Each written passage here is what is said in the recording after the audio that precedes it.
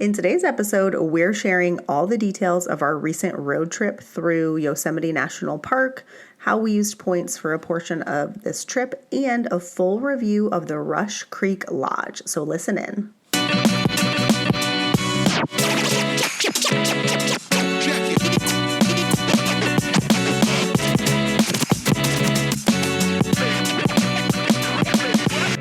Hi, I'm Rhea. And I'm Dwayne. And we are your hosts of the Travel Party of Five podcast, where we share how we travel as a family of five around the world.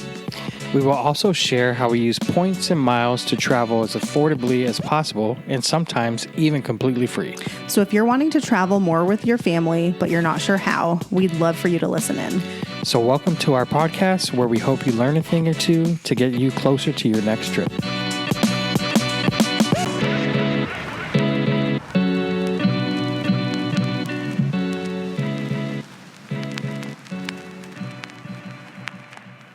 Welcome back. Hello, friends. Thanks for tuning in. Welcome back to Travel Party of Five podcast. We are somewhat freshly back from our very long road trip up through Yosemite National Park and also Lake Tahoe. It was a long drive. Lots of driving. Yeah. So today we're going to talk about Yosemite and where we stayed and all that. And then next week we'll dive into Lake Tahoe because it's just way too much for one podcast episode. So if you're wanting to hear about Lake Tahoe, I'm sorry, next week we'll talk about it. Before we dive in, we are recording this on Sunday, June 22nd, and tomorrow, so Monday, June 23rd, which is when this will start, when this will air first. So if you're listening to this on the day it comes out, today is the day that there are some new Chase Sapphire cards coming. So it's a new Chase Sapphire business card, Chase Sapphire Reserve Business, I think is what it's called. And then there's also kind of an updated or refreshed Chase Sapphire Reserve card that's also launching tomorrow. And there's a lot of rumors about what the bonuses are going to be and what the credits will be and the annual fees. Well, the annual fees are not rumors. They're quite high at like $7.95. Yeah. But, there's a bunch of credits to offset those fees and whatever. There's also rumors that you can potentially get the Sapphire Reserve card even if you already have the Chase Sapphire Preferred, which is different from how it stands now. So once we have clarity tomorrow, when all the official sign-up bonuses and all that come out, I may do like a quick little bonus episode talking about that. So keep an eye out for that. I'll, once I have all the information and it's fact and not rumor, I likely will record like a brief podcast episode talking about it because these cards are definitely on our radar, but like the rumored sign-up bonus for the Chase Sapphire Reserve Business is 200,000 points for $30,000 in spend over a 6-month period. Again, that's the rumor.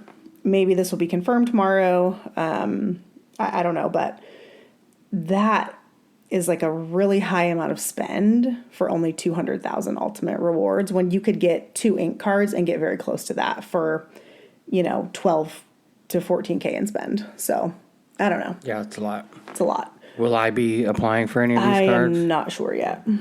So again, yeah, I need to read through all the new rules and then kind of determine from there. And like I said, I will record like a solo bonus podcast episode about it once we have all the factual information. So anyways, okay, let's talk about our trip to Yosemite.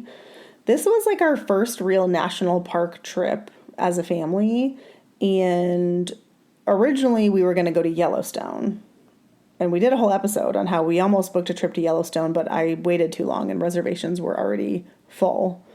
So then we pivoted to Yosemite instead because it was drivable and I was able to find some reservations at a really nice place right outside the park. So that's kind of how this trip came to be. And we had a great time. It was really beautiful.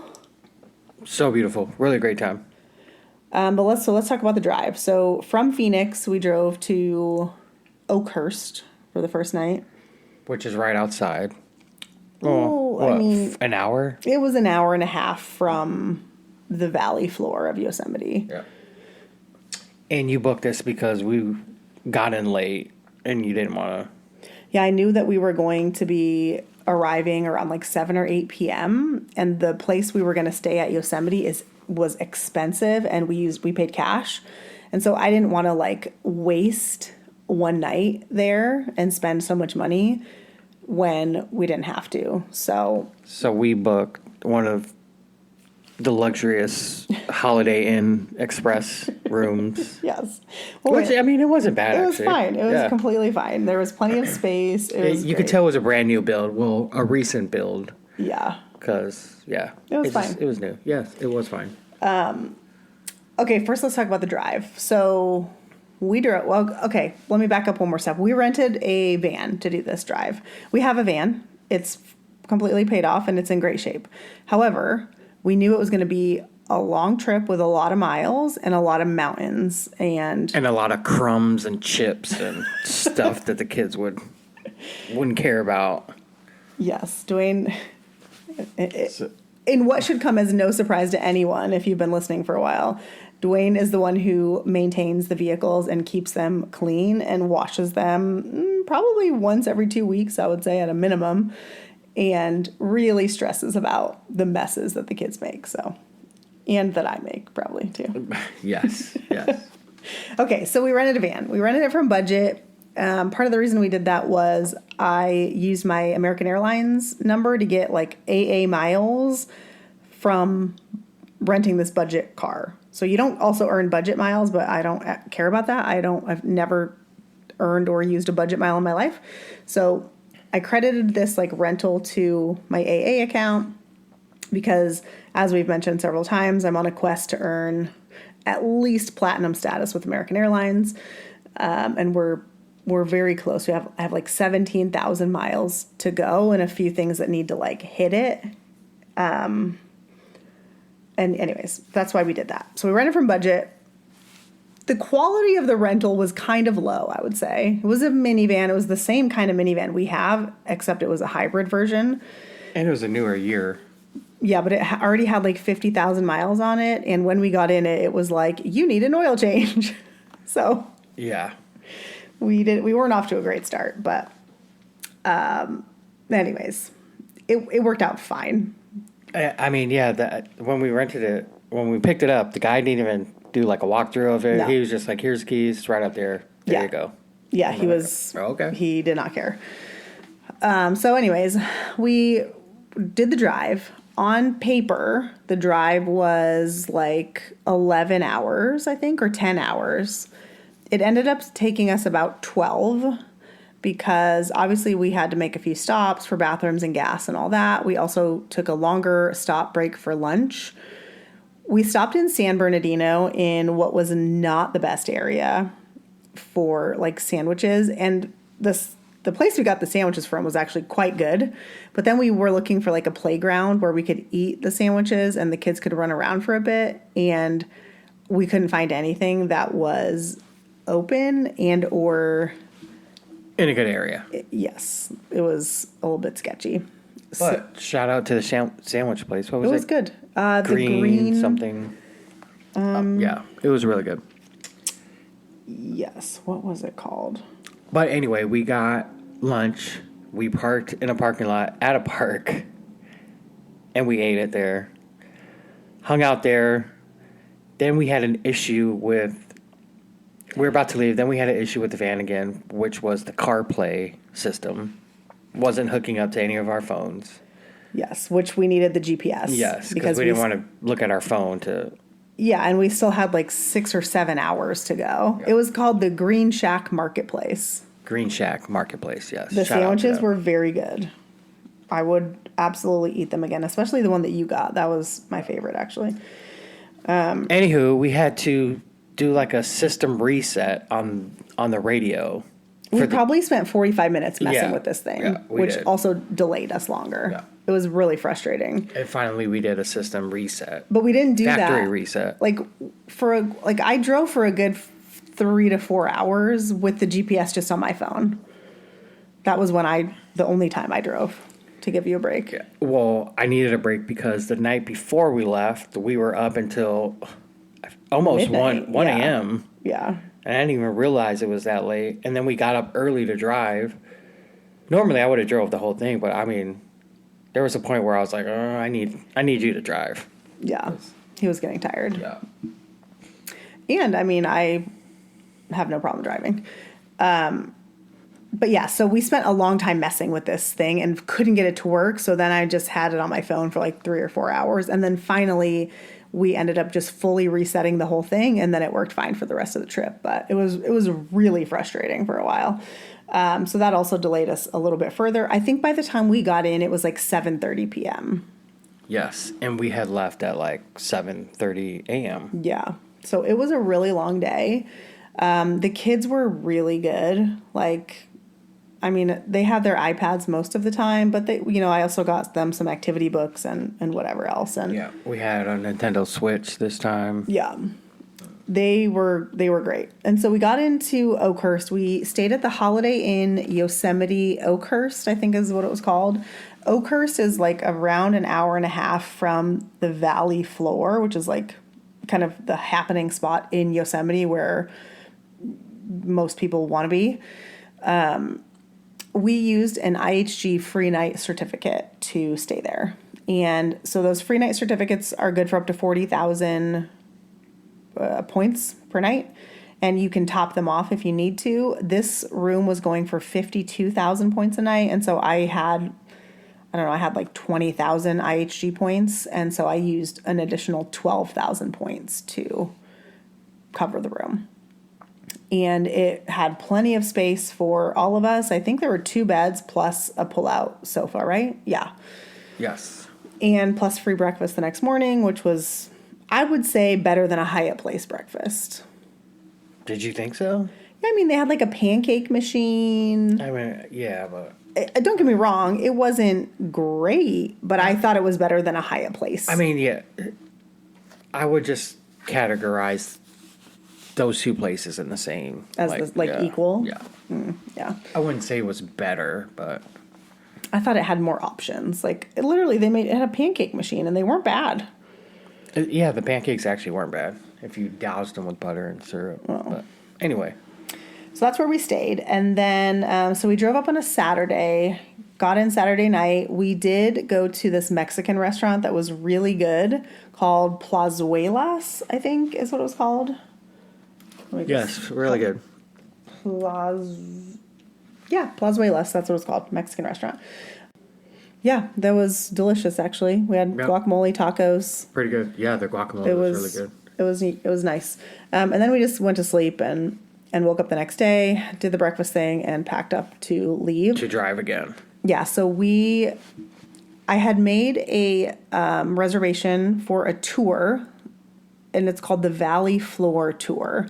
And basically, you get in this little trolley. Well, it's a trolley when the weather is nice, and it's like a closed bus when the weather is cold or raining. Oh, I didn't know that. Yeah, but we had nice weather, and so we were in a trolley, so like open air kind of a thing. And they drive you. I mean, this thing probably sits at least 60 people, too. Yeah, it was good sized. And they drive you around the park. You get to see, like, I think 4 of the main sites that people like to see, like Tunnel View and Bridal Veil Falls and a couple of others. And someone is, talking to you the whole time about, like, the history of the park. And it was really interesting to learn about how both nature and, like, the indigenous people used fire to kind of maintain the forest. And then the Europeans arrived and said all fire was bad and, like, stopped using fire the way that they had been. And then debris would build up on the forest floor. And so when a fire did come, it was burning so big and hot that it was, it was burning everything down, versus previously it had been like kind of a low, slow burn fire that was getting rid of things and debris on the forest floor, but not hot enough to like burn it all down, if that makes sense. And so that was super interesting to learn about, especially with all the fires and stuff that are happening, around the country and in California. So anyways, would highly recommend you do the valley tour, the valley floor tour first. Yes. As like a good intro to the park. Yeah. Yeah. If you haven't researched, thoroughly what you're going to do. It's definitely, it gives you a plan of what you should do. Yeah. So we really enjoyed that. For all 5 of us, it was $167. I booked it like the week before. So not too expensive, and it didn't seem to be booking up. As for time frame when we went, we were there the second week of June. So it's definitely not in their busy season yet. We're still we were there right at the beginning of their summer season. And so it was not as packed as it, I think, gets. But it was still pretty busy. So we were there for context. We were there on a Sunday, a Monday, and a Tuesday. Sunday was the first day we got there, and we had a really hard time finding parking that day because it was a weekend day. The other 2 days were easier. I mentioned earlier that the car or the van that we rented was a hybrid. So the place that we actually ended up finding parking all of the days was they have electric vehicle chargers. And so that's where we parked and charged the van. For free. Yeah, for free. Every time we were in the park. So, but that was the only place we could find a spot on Sunday. Yep. On Monday and Tuesday, there was a lot more openings. But, and we probably drove around for a good 20 minutes. On Sunday, yeah. On Sunday before one of those spots opened up. So, something to keep in mind. I do think it gets busier as the summer goes on, but I also think weekends are busier than weekdays in general. Okay, so I think let's talk about all the stuff that we did in Yosemite, and then we can talk about where we stayed. I feel like that'll be a good kind of way to segue or section it out.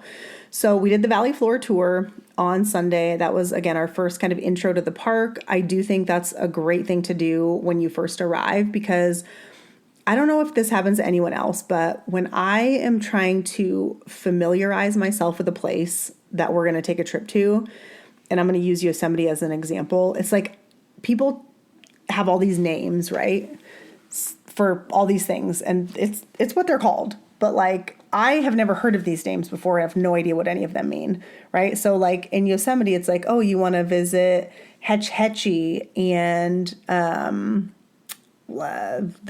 Lower Yosemite Falls and the Mist Trail. Mariposa Grove. And what was the other one that starts Tuolumne Meadows, right? There's there's all these things. And it's overwhelming because you've never heard of any of these places. You don't know what they are. And so if that happens to you, like it happens to me, I generally, one by one, Google what is Hetch Hetchy. And I look at pictures on Google and I kind of look at it where it is on the map. And what is Mariposa Grove? And what is there, right? As a side note, it's the sequoias. And so I kind of do that to get an understanding of what each thing is. And then, do I want to go here? Can we go here? Right? That sort of thing. So anyways, the Valley Floor tour was a really good introduction to some of those things. And so I would highly recommend it if you can find availability. So we did that on our first day, and then we just went to check into our hotel. We stayed at Rush Creek. We'll talk all about that once we get through the Yosemite part. But it was really great for families, as a spoiler alert. So then our first full day at Yosemite was Monday. And that's the day that we hiked the Yosemite, Lower Falls Trail. I think that's what it's called, right? Yeah. I would not even describe this as a hike. Definitely not. I was just going to say we walked. It was a walk. Yeah. But a couple things. One, we're not hikers. And two, again, our youngest is 5. Yeah. So we have to do whatever the slowest and tiniest member of our team can do, and she's 5. So. And it was hot. It was hot. Let's talk about the weather discrepancy before we go into it. So this is the first time this has ever happened, but I was checking the weather app for a solid 2 weeks on the iPhone weather app, for a solid 2 weeks leading up to this trip. For Yosemite National Park. And I had it like saved as a destination, so when you open up the weather app, you see your location and then any other ones. I had it saved in there. And it was telling me that the highs were in the mid 60s, like 65, 66, maybe 68 was like the warmest. And the lows were in the 40s. And so that's cold for us who live in Phoenix. So half of what we packed was pants and long sleeves and like multiple hoodies for everyone. Then we get there.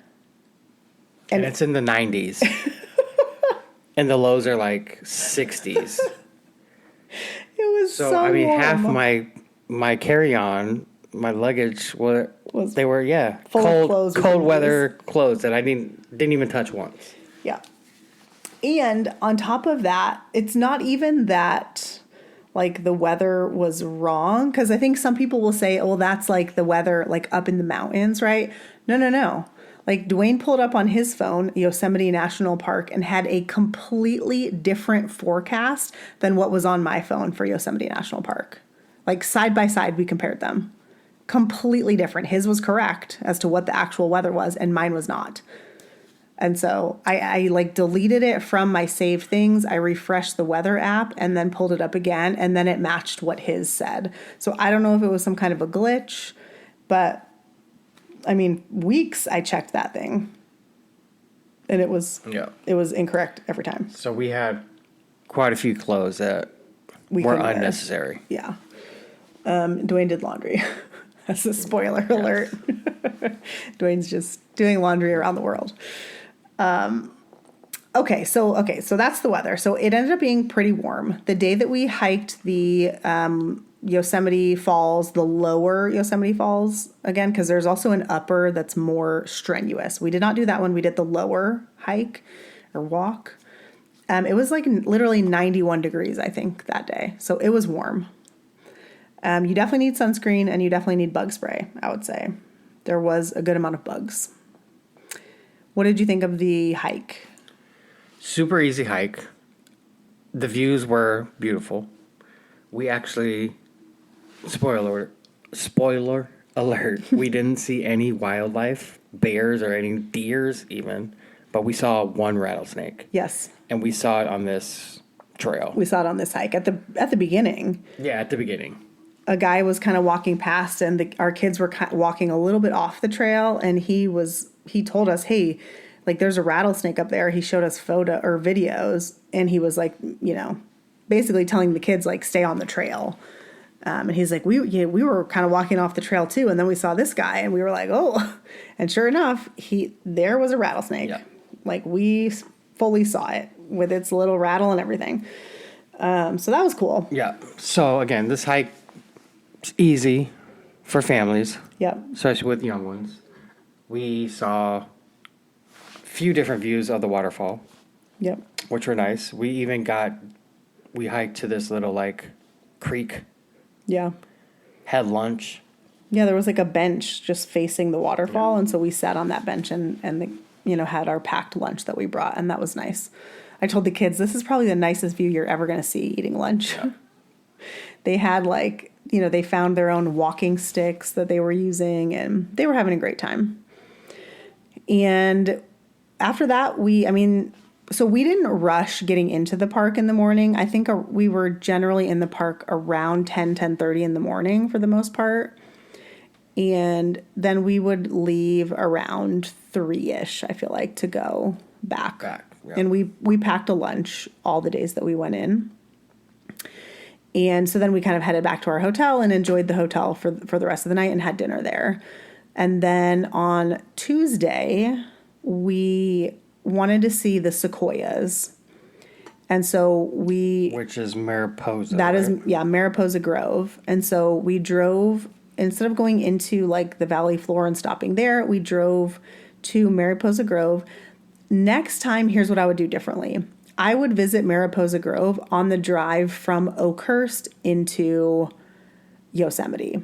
So like if you were going to do this trip and you were going to stay the first night in Oakhurst and then, you know, kind of go on from there, Oakhurst, like we passed Mariposa Grove when we drove from our hotel, the Holiday Inn, to the park, like the valley It floor. just all depends on which direction you're coming into Yes. from the park, you know. Yeah, so Take that into consideration. If you're coming, I don't even know where we came in from the north or the south. I'm assuming the south. yes, I And think so. Mariposa's south of the park. You know what I mean? Like, Yes, just that's correct. keep that in mind. And then where we stayed was actually closer to the west entrance of the park. Like Rush Creek is close to the west entrance. But originally, yes, I believe we came in from the south. So I would have done that the first day because it was quite a drive Yes. from Rush Creek. And the roads are windy. Kids got sick. If you They have didn't feel good. if you have someone that has motion sickness, it's going to be a problem. Yeah. Dramamine, for sure. We gave Dramamine.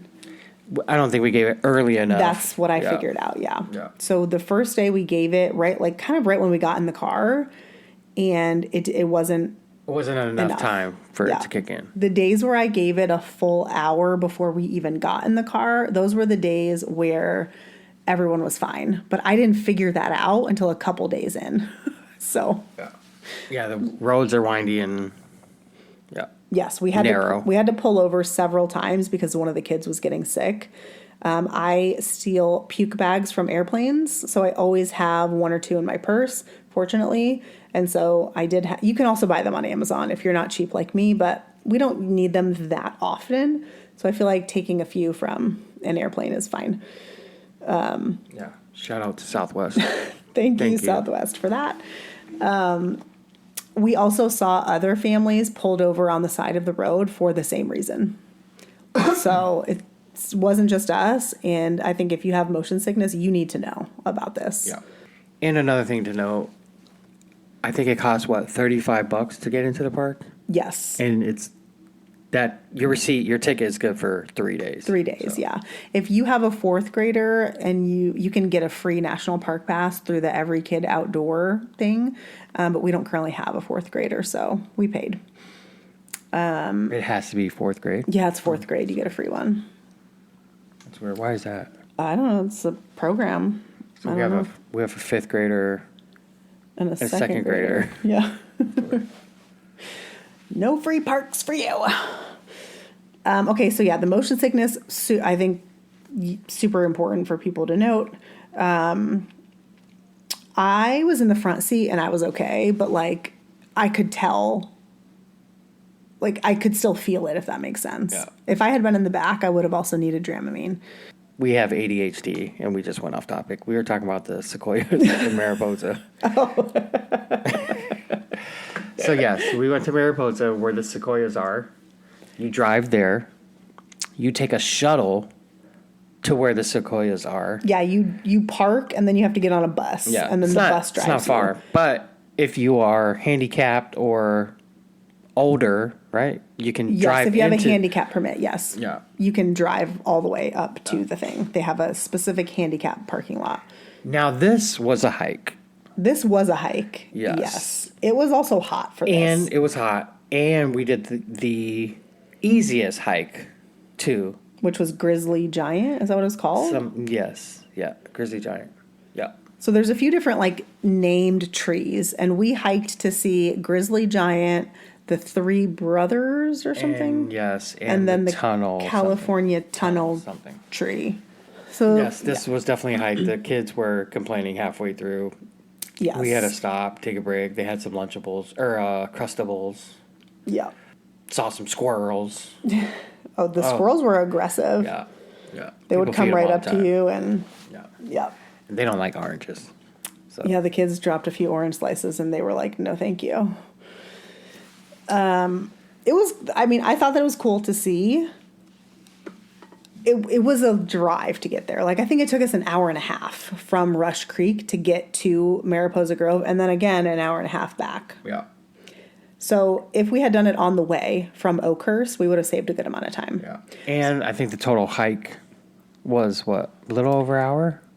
I feel like we were there for 2 hours maybe. It was like Yeah. Is We that took some just a photos. hike?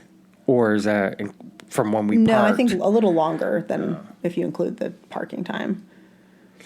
Yeah, so be prepared for that if you have little ones. It's a hike. It was a hike. The first part was the steepest, and when we were going back down, we saw people like huffing and puffing going up, and I wanted to be like, it does get a little better. It was just hot. It was hot. It was hot. Okay, so those are the things that we did in Yosemite. We hiked the lower Yosemite Falls Trail, and we hiked at Mariposa Grove. Oh, we also hiked to Bridal Veil Falls. Yeah. That was like you park and walk to that. It is, again, I would call it a walk. I would not really call it a hike. It was a steeper walk than the first to Yosemite Falls. But it was like, Shorter. I don't know, like 0.4 miles. Like it was not This long. parking lot is also packed. We didn't even find a spot in the parking lot. We had to park on the side of the road, Yeah. like right at the entrance to the parking lot. Again, beautiful views. This one, you and the two older ones Yeah. climbed up pretty close to the falls because, I mean, everyone else was doing it too. Yeah. Like you had to hop the wall though, or the Yeah. little barricade. I don't know if that is like kosher or not, but I mean, there was everyone so was many people doing it. And the boys wanted to do it, I think if it wasn't, there would be some kind of ranger there, like telling them to Yeah. get down. Yeah. So you can kind of like climb over this wall barrier area, and you can hike up on these boulders, and you can feel the mist from the waterfall. It's very refreshing. It's also very slippery. yeah. So- me and the little one stayed back. Yes, Dwayne and our daughter stayed down. The boys wanted to go up, and so I went up with them. I grew up in the country, so like I'm just pretty comfortable walking on, I don't know, cliffs and rocks and stuff. Cliffs isn't the right word, Definitely not a cliff. but I mean we had a creek in our backyard with rocks very similar to this, and I used to climb it all the time as a kid. So I grew up in the city, and I'm also comfortable climbing on cliffs and rocks and stuff like that. Okay. Buildings and cars. Okay. We should have a race one time and see who's better.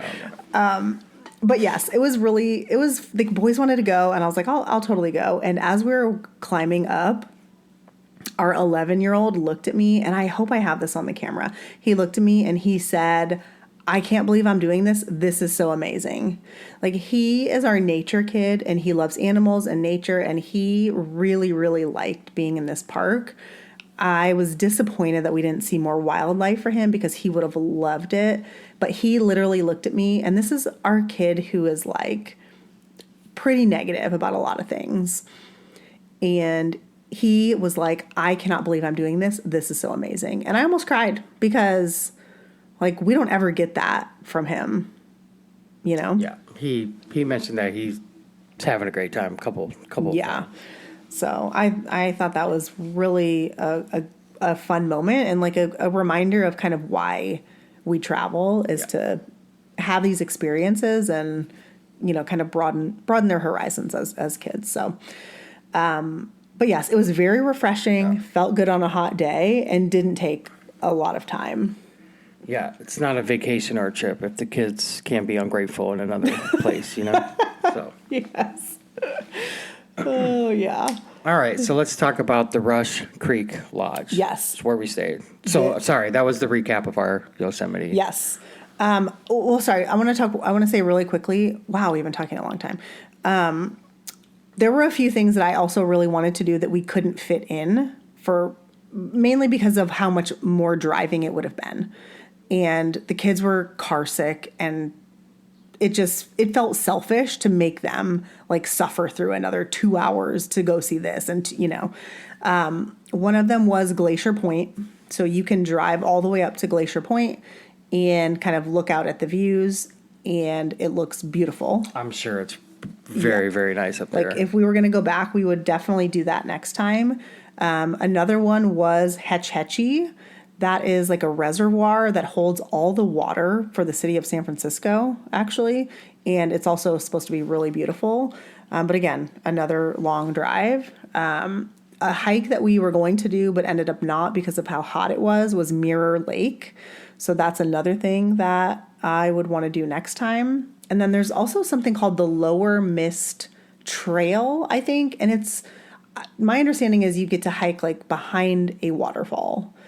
We did not do that because I read some conflicting views about people saying there's a part that's kind of dangerous for kids and it's really slippery.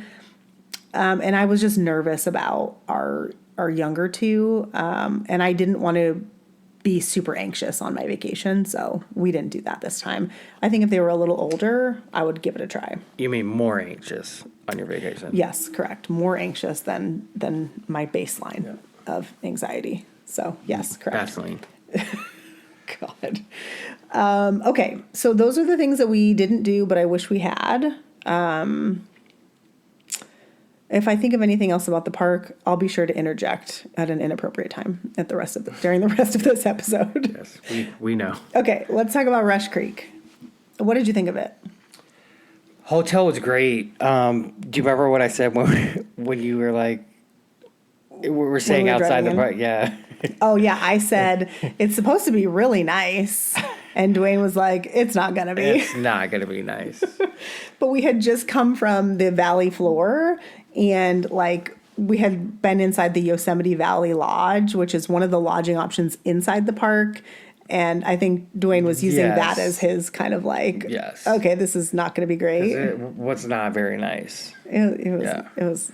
But we get there and it's quite nice. Yes. And you know what? I knew it was going to be nice based on the amount that we paid for it. I didn't know how much we were paying for it. Yes. So at the time of booking, we paid $538 a night for this hotel, and we stayed for 3 nights. That included breakfast for 2 adults and 2 kids, according to the receipt, and we booked in a Lodge King room. So I booked again for 2 adults and 2 kids, not 2 adults and 3 kids. They do have rooms that sleep up to 6, but the price jump from rooms that sleep 4 to rooms that sleep 6 were significant, like hundreds of dollars per night more. And so I took a risk, booked us for 4 people in a Lodge King room. It was a tight squeeze. I'm not going to lie. It was. We had a king bed and then there was a sofa pull-out bed. The sofa bed, I would say comfortably slept 2 kids and 3 was a stretch. And one of ours is pretty small. We had brought an air mattress that finally on our last night there, I made Dwayne bring it into the room because I was tired of not getting a good night's sleep with one of the kids sleeping in the bed with us and kicking me all night. And so we did have an additional twin air mattress in the room. And again, it was a tight squeeze. It definitely was, but it was worth it to sleep better than I had been sleeping. Yeah. And I'd like to know, this is probably the most we've ever paid for a hotel room besides like Disney World when we went probably. Maybe even then. Yes. Oh. The reason that I felt comfortable spending this is because I knew that we had used points for the first night and we were using points for our entire time in Lake Tahoe. So I was kind of justifying it like, okay, it's like, I don't know, I think with taxes it was like $1,800. So $1,800 for a week. Yes, that's how I was thinking of it. And plus, it looked so fun for kids and families that I was like, I think this is the place.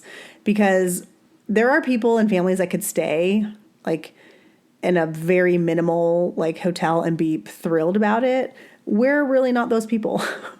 Like I want to stay at a place that feels nice. And this place was very nice. It was. Yeah. They had a pool, heated. They had a playground for the kids. A little playground. They had a swing, slide. They had a bigger slide. They had zip lines, which were a big hit. They had cornhole. They had ping pong. They had this big chessboard. They had a whole game room. Yeah, they had a whole indoor game room. Indoor. Which also had a little playground in it, inside. Like a little McDonald's playhouse type thing. Yep.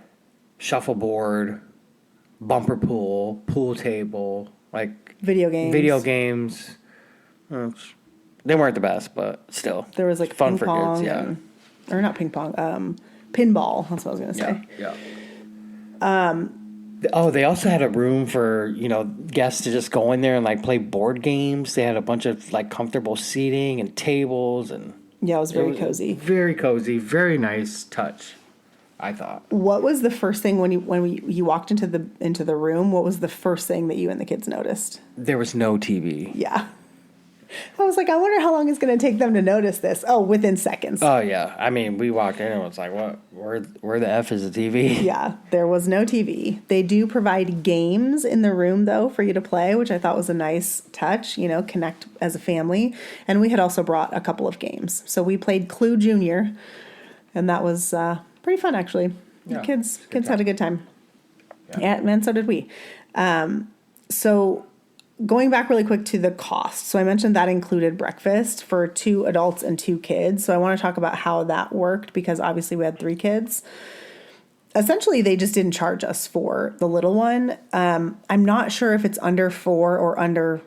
I'm sorry, I'm not sure if it's 4 and under or 5 and under. Even one of our servers was a little bit unsure. So we just told everyone she was 4. And so we didn't pay for her food, basically, because she was. We didn't pay for her cereal every day. Yeah, yes, that's pretty much all she wanted to eat from the buffet. They did have either a buffet or menu options. I thought the menu options were much better than the buffet, taste-wise. So that's the route that I went most days. But, the kids love a good buffet. I think it's always that way, except for, like, if you're in Kauai, which is by far the best buffet we've had. Maui, I would actually say. Oh, and Maui, too, Yeah. yes. Hawaii in general. Yeah, so that's kind of how that worked. So I think you could easily do that if you have younger kids. If you have older kids, then unfortunately, I don't think that, booking for 4 and bringing 5 is going to work. It was a tight squeeze. And so I would recommend booking. They have villas, they're called, and they sleep up to 6 people. And they looked wonderful. And yeah, they did. So I would look into that if you're a bigger family. Just know that it is expensive, pricey. Yeah. As a side note, if you want to see like any of the stuff that we're talking about today, I have a whole Instagram highlight all about it with the views from the hikes that we did, video of the room, videos of the hotel, all that sort of fun stuff. The kids loved this hotel, though. I think they were outside literally morning until night every day. And that never happens here, Yeah, it was a great hotel. Would definitely recommend it for sure. The pool was super heated. They had a couple of hot tubs. And for dinner, the dinners were fine, too. I would rank it maybe 7 out of 10, the food that we had there. Yeah, it was pretty good. I can't remember what I got for dinner.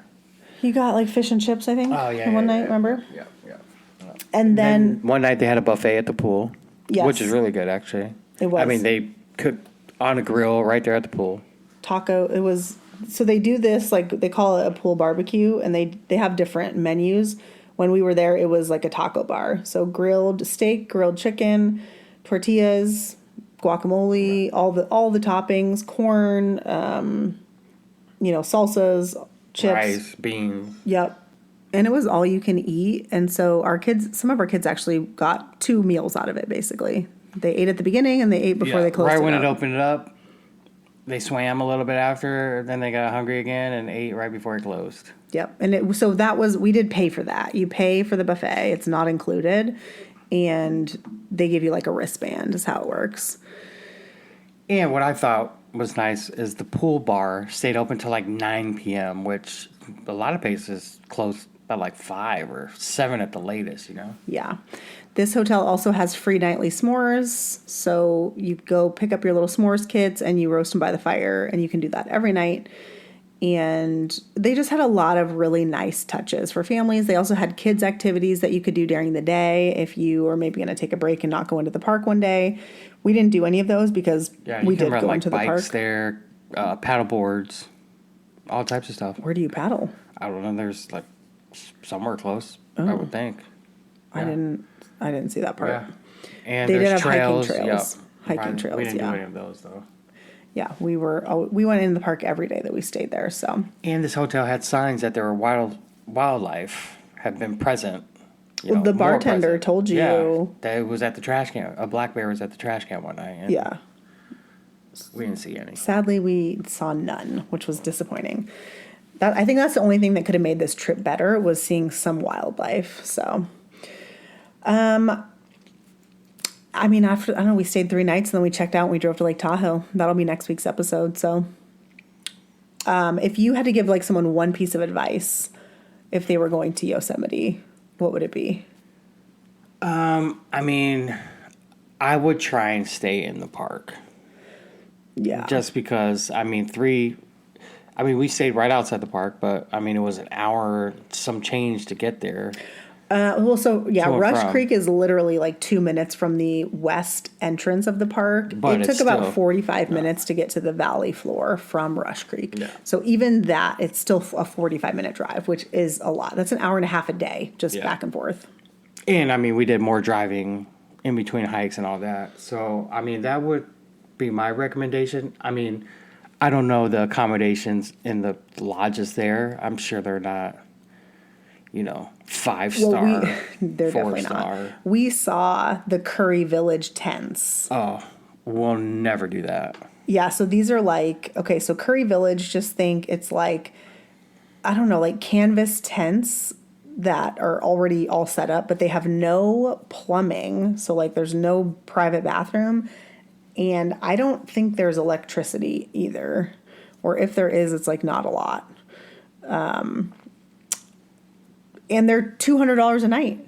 $200 a night. And there's a lot of them. There's a lot of them. The parking lot was super packed when we went in there. So, Like, if you're a couple with no kids, and hiking is or camping is your thing, then that's probably fine. Yeah, you're probably good. But Yeah. I mean, still, it's $200 a night. yeah, I would try to look at like maybe the Yosemite Valley Lodge. That's probably where we would try to stay for a night or two. I do think it would be really cool to be in the park when all the day tourists are gone. Like I'm sure that you have a much greater chance of seeing wildlife and that sort of thing if you're there. So I do think that would be cool for like maybe 1 or 2 nights to do that. What would your recommendation be? I think mine would be to just put all the spots you want to go on like a Google map and map the driving distance between each of them so that you can make sure that you're maximizing your time each day. Right? Because again, if I had done that, we would have done Mariposa Grove the day we drove up from Oakhurst and maybe even Glacier Point because you pass the road to Glacier Point when you do that as well. Yeah.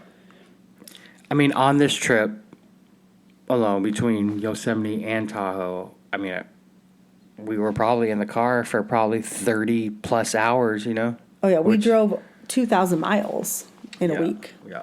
So yeah. But yeah, I think that's what I would do. Just put it on a map so you can kind of visually see and have a rough idea of like how to group it. And I mean, I should have done that beforehand, but I didn't. So learn from my mistakes. Alrighty, well, we appreciate you listening. Yes. Hope this was helpful if you're planning a trip. Again, find us on Instagram at TravelParty5. We have a whole highlight all about Yosemite, and you can go and see all the things we just talked about. If you haven't already, make sure to give us a follow over there and DM if you have any questions. Yes, we appreciate you. Thank you. Talk to you later. Thanks Bye. for tuning in.